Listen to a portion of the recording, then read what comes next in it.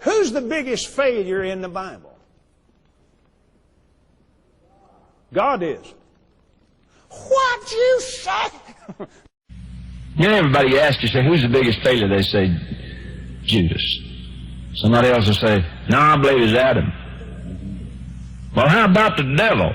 He's the most consistent failure. Okay.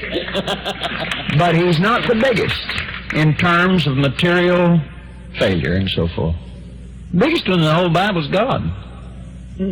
Oh, what? Don't you turn that set off. You listen to it. I told you now, you sit still a minute. You know me well enough to know I wouldn't tell something that I can't prove in the Bible. He lost his top-ranking, most anointed angel,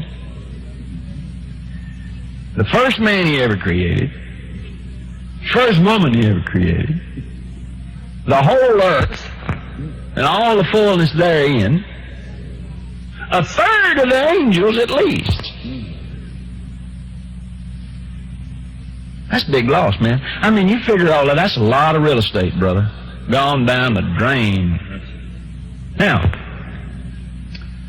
the reason you don't think of God as a failure is He never said He's a failure. No. And you're not a failure till you say you won.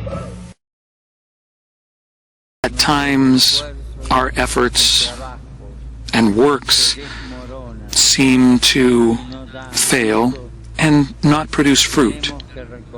We need to remember that we are followers of Jesus Christ, and His life, humanly speaking, ended in failure, the failure of the cross.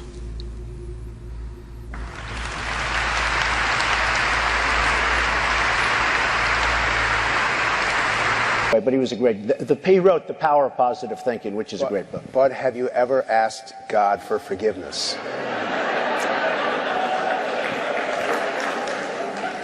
I'm not sure I have. I just go and try and do a better job from there. I don't think so.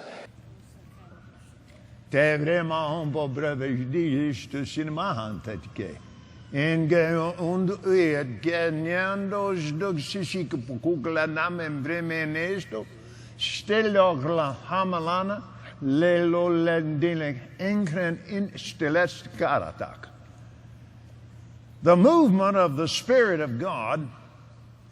Hello, good people. It's Rob Lee. Why do you think the people laughed? Why do you think the people laughed? Why do you think the people sit through the mockery of the Almighty Father, the mockery of Jesus Christ over and over and over and over and over? Why do you think they do it? Why do you think they never break free? The vast majority will never break free. Why do you think that is? Because the truth is they're not called to it. They're not a part of it. They never will be, just like these monsters that you're looking at. They're not a part of your family, and they never will be, and they never can be. And the people that sit there that laugh and cheer and allow themselves to be used, it's because they are not a part of it.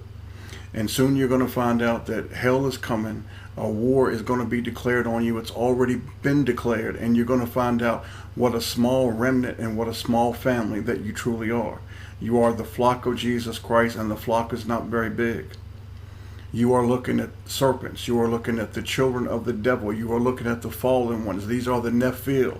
And if that knowledge is too much for you, I'm sorry. You can find many other channels that will feed you lies and bullshit. Go on and get to it. They sit there and listen to it because the Father has not called them. John 6:44, 45, and John 6:65 and 66, Jesus Christ makes it emphatically clear that only the Almighty Father Himself can bring you to the truth. And if He does not cut your light on, you will walk in darkness for eternity. That's just the way it is. These monsters can let pastors talk about spin the bottle.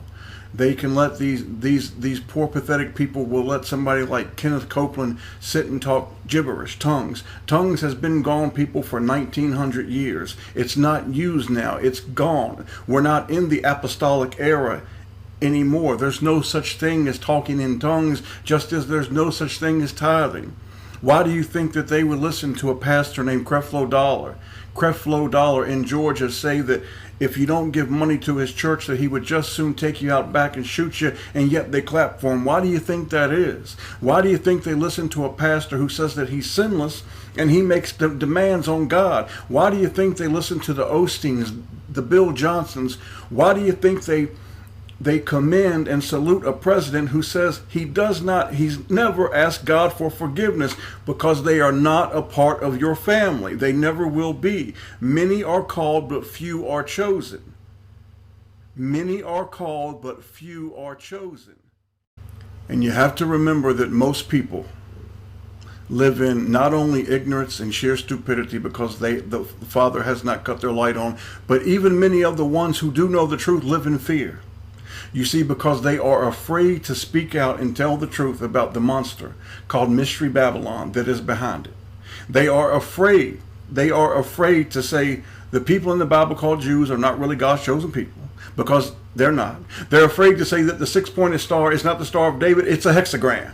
It's called the Star of Moloch. It's an abomination to the Almighty Father, because deep down they are cowards. When they look in the mirror, they have to turn to the side because they are cowards.